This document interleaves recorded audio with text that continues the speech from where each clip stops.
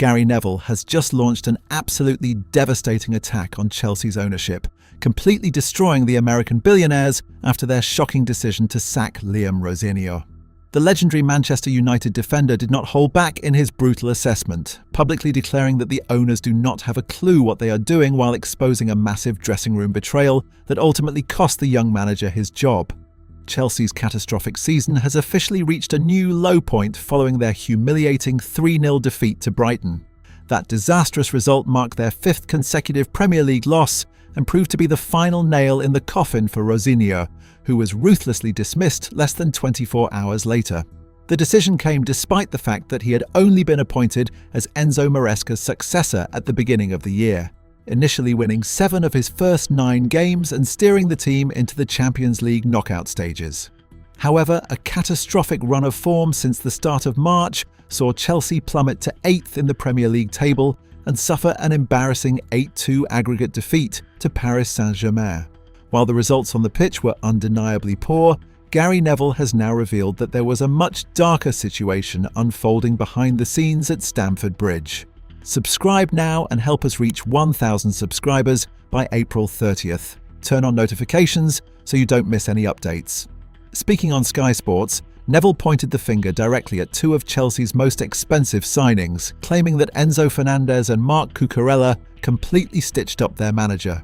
The results have not been good enough.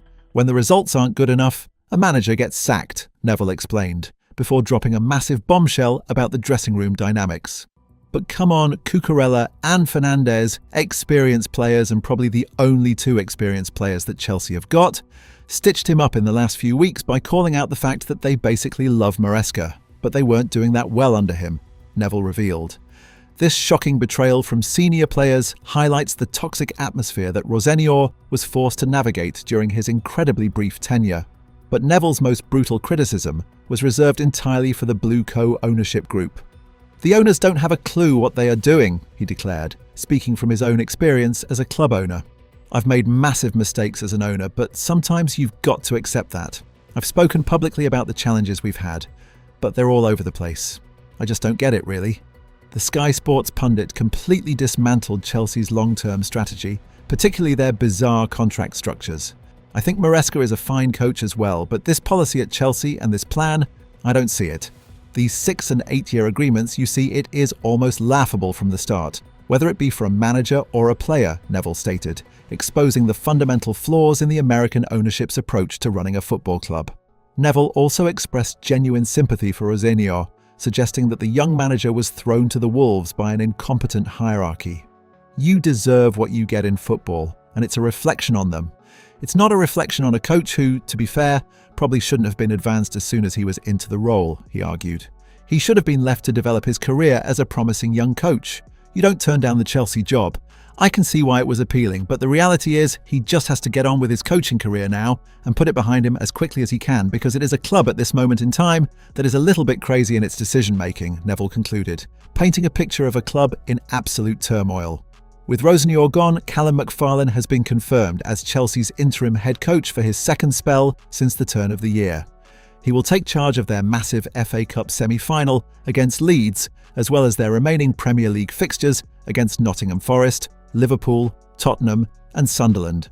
But the real question is, who will take the permanent job in the summer, and the list of candidates is already generating massive debate. Bournemouth boss Andoni Iraola is currently leading the odds, having already confirmed he will leave the Cherries at the end of the season. However, reports suggest he might prefer a return to Spain and would need serious convincing to take on the poisoned chalice at Stamford Bridge.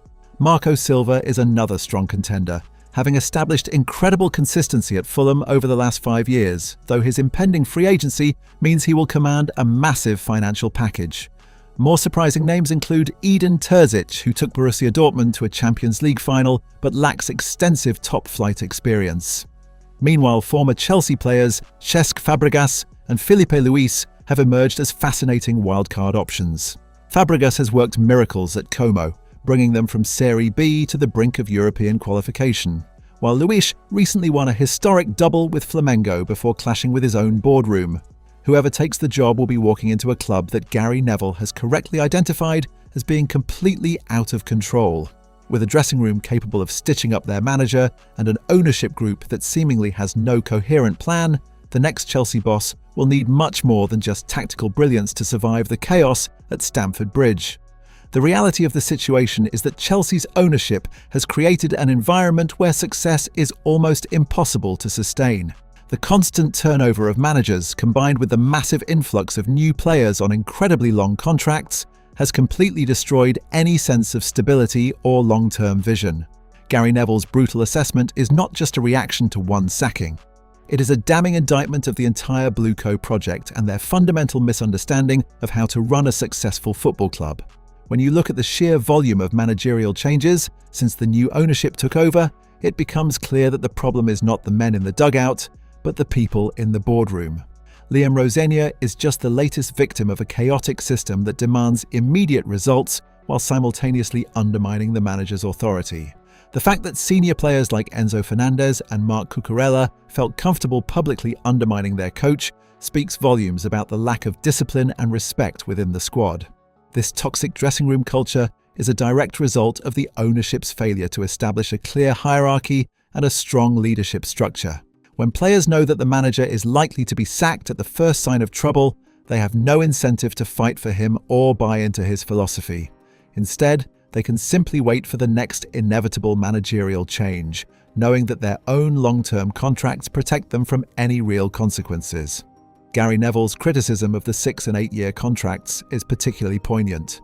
These unprecedented agreements were supposed to provide financial stability and secure the club's long-term future, but instead, they have created a bloated squad full of players who are virtually impossible to sell. When a player is guaranteed a massive salary for the next 8 years, regardless of their performance, it completely removes the motivation to improve and fight for their place in the team. The next manager, whether it be Andoni Iraola, Marco Silva, or a wildcard like Cesc Fabregas, will inherit a squad that is fundamentally broken. They will have to deal with a bloated roster, a toxic dressing room culture, and an ownership group that has proven to be incredibly impatient and reactive.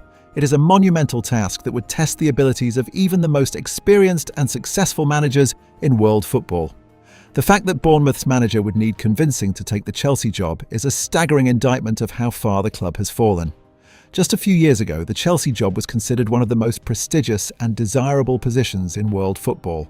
Now, it is viewed as a poisoned chalice, a chaotic environment where managers are set up to fail and then ruthlessly discarded when things inevitably go wrong. As Callum McFarlane prepares to lead the team into their crucial FA Cup semi-final against Leeds, the focus will undoubtedly remain on the chaos unfolding behind the scenes.